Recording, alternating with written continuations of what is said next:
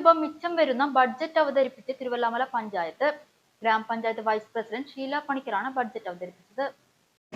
പദ്ധതികളാണ് വിവിധ മേഖലകളിലായി വിഭാവനം ചെയ്തിട്ടുള്ളത്. സാമ്പത്തിക വർഷത്തിൽ ലഭിക്കുന്ന പദ്ധതി പണം പൂർണ്ണമായും വിനിയോഗിക്കപ്പെടുന്നതിന് ഇതിലൂടെ ലക്ഷ്യമിടുന്നു. പഞ്ചായത്തി രാജ് സംവിധാനത്തിലെ അടിസ്ഥാന ശിലകളായ ഗ്രാമസഭകളിൽ നിന്നും ഉരുത്തിരിഞ്ഞു വന്നിട്ടുള്ള നിർദ്ദേശങ്ങളാണ് വിവിധ മേഖലകളിലെ പദ്ധതികളായി ഏറ്റെടുത്ത് ഈ ബജറ്റിൽ ഉൾക്കൊള്ളിച്ചിട്ടുള്ളത്. തിരുവല്ലാമല ഗ്രാമപഞ്ചായത്തിലെ പിന്നോക്ക വിഭാഗങ്ങൾക്കും ഭിന്നശേഷിയുള്ള വ്യക്തികൾക്കും വൃദ്ധർക്കും നിരാലംബരായ രോഗികൾക്കും കുട്ടികൾക്കും സ്ത്രീകൾക്കും കൂട്ടായ്മകൾക്കും എന്നിങ്ങനെ കൈത്താങ് ആവശ്യമായവരും പ്രത്യേക പരിഗണന അർഹിക്കുന്നവരുമായ സമൂഹത്തിലെ എല്ലാ വ്യക്തികൾക്കും ഉചിതമായ രീതിയിലുള്ള പദ്ധതികൾ ആസൂത്രണം ചെയ്യുകയും തുക വകയിരുത്തുകയും ചെയ്തിട്ടുണ്ട്. 42,47,72,871 രൂപയുടെ വരവും 24,14,994 രൂപ ചെലവും 22,29,24,666 രൂപ മിച്ചവും പ്രതീക്ഷിക്കുന്ന കരട് ബഡ്ജറ്റാണ് പഞ്ചായത്ത് വൈസ് പ്രസിഡന്റ് അവതരിപ്പിച്ചത്. ബജറ്റ് ജനദ്രോഹപരമാണെന്നും പദ്ധതികൾക്ക് തുക വകയിരുത്തിയില്ലെന്നും ആരോപിച്ച് CPM ജനപ്രതിനിധികൾ ബഡ്ജറ്റ് സമ്മേളനത്തിൽ നിന്നും ഇറങ്ങിപ്പോയി.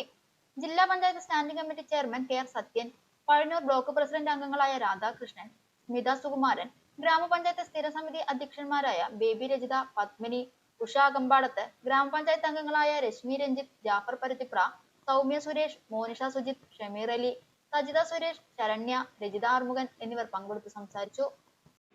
ഷീല പണിക്കർ അവതരിപ്പിച്ച ഈ ബഡ്ജറ്റ് ഒരു മാതൃകാ ബഡ്ജറ്റാണ്. എന്തിനുള്ള മാതൃകയാണ് എന്നുള്ളതാണ് ചോദ്യം.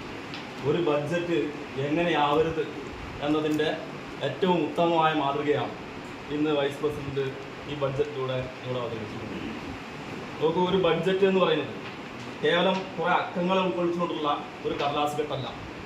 അത് ഒരു വർഷക്കാലം ഈ ഗ്രാമപഞ്ചായത്തിലെ മുഴുവൻ ജനങ്ങളുടെയും അവരുടെ വികസന ആവശ്യങ്ങളെ നിർവഹിക്കുന്നതിനാവശ്യമായ ഫണ്ട് വകയിരുത്തി ഇന്ന മേഖലയിലേക്ക് ഇത്ര ഫണ്ട് ഞങ്ങൾ വകയിരുത്തിയിരിക്കുന്നു എന്ന് ഒരു ദിശാബോധത്തോടുകൂടി, രാഷ്ട്രീയബോധത്തോടുകൂടി, ഇച്ഛാശക്തിയോടുകൂടി ഫണ്ട് മാറ്റിവെക്കുന്ന ഒന്നതിനെയാണ് ബഡ്ജറ്റ് എന്ന് പറയുന്നത്.